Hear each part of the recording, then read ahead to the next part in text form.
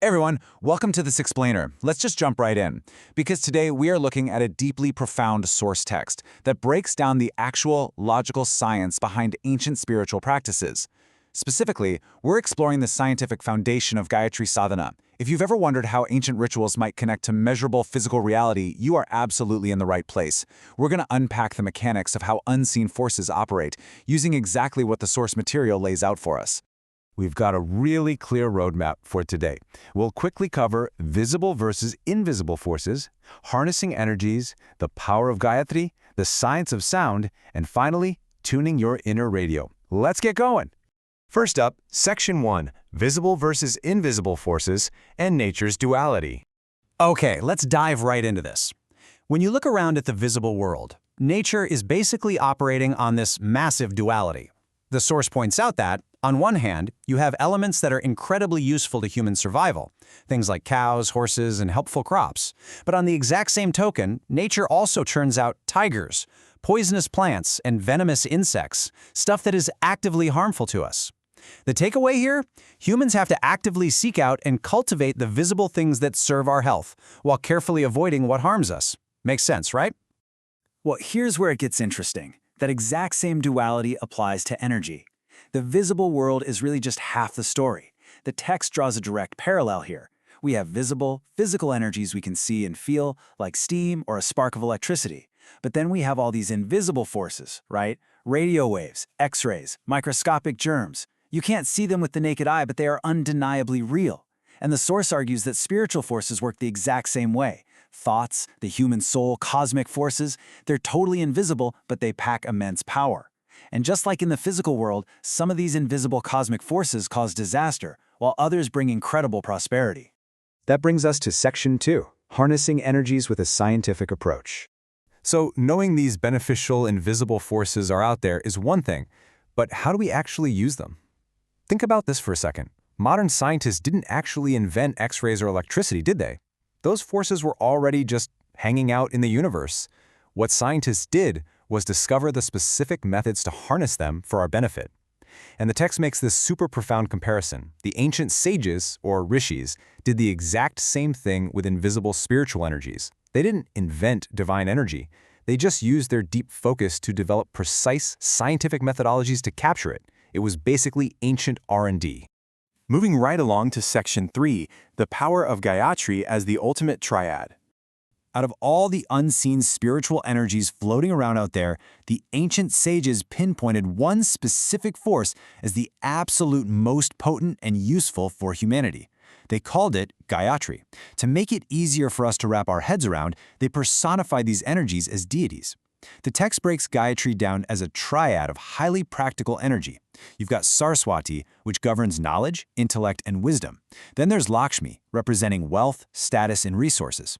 And finally, Kali, which is pure physical vitality, courage, and health. Put those three together, and you've got literally everything a person needs for a successful, protected life. It's the whole package. Now, what's really interesting about this slide is the breakdown of why we need this spiritual triad so badly. According to the data in our source, a whopping 75% of all human suffering is strictly mental. Only 25% is physical. Think about it. Fear, grief, anxiety, the sting of a failure. Those are mental afflictions that can completely break down a physically healthy person.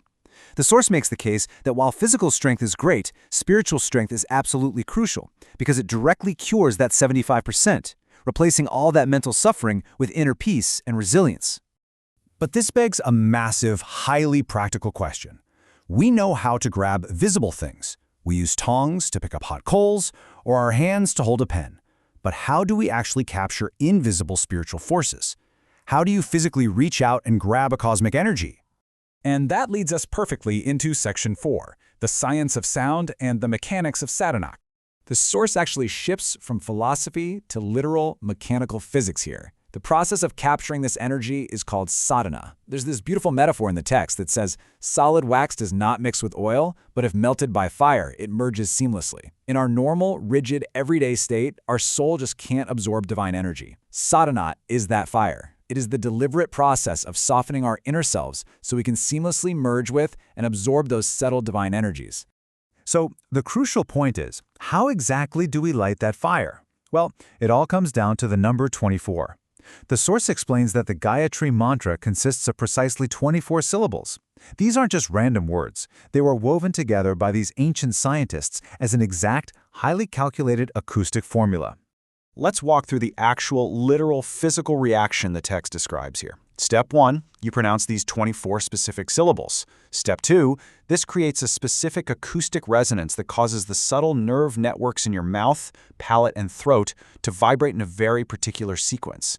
Step 3, those vibrations awaken dormant microglands and energy centers, or chakras, throughout your body. And finally, Step 4, awakening those glands transforms your internal state, generating a powerful magnetic spiritual attraction. Your body literally becomes a magnet, physically pulling in that invisible divine energy from the cosmos. It's presented as a strict mechanical cause and effect. All right, bringing it home with Section 5, tuning your inner radio. First of all, where is all this energy actually coming from? The text introduces this wild, fascinating concept. Thoughts and energies are never truly destroyed, right? Because millions of sages have been practicing this exact sadhana for thousands of years. All that spiritual energy has accumulated. It forms these dense, invisible thought clouds hanging in our atmosphere. This means there's a massive, inexhaustible reservoir of this specific, high-frequency energy continuously hovering in the universe, just waiting to be tapped into. And this brilliantly illustrates the whole concept. Think of the universe as a giant radio broadcasting network. Divine energy is constantly broadcasting everywhere, all the time, just like radio waves. But you're only going to hear the specific station your personal receiver is tuned to. The atmosphere is packed with music and news, but your dial has to be on the right number. Human sadhana, the chanting, the specific vibrations, the melting of the self, that is simply the act of tuning your internal biological receiver to the exact frequency of the divine broadcast. Once you dial it in, the energy just flows right to you. Which leaves us with one final thought based on this incredibly structured scientific framework of spirituality. The divine broadcast is playing right now. The energy of knowledge, wealth, and vitality is out there, fully accessible. The ancient scientists have given us the exact acoustic formula to build the receiver. The only question left is, are you ready to tune your inner radio and unlock your infinite potential? Thanks so much for joining me for this explainer, and keep exploring the science behind the profound.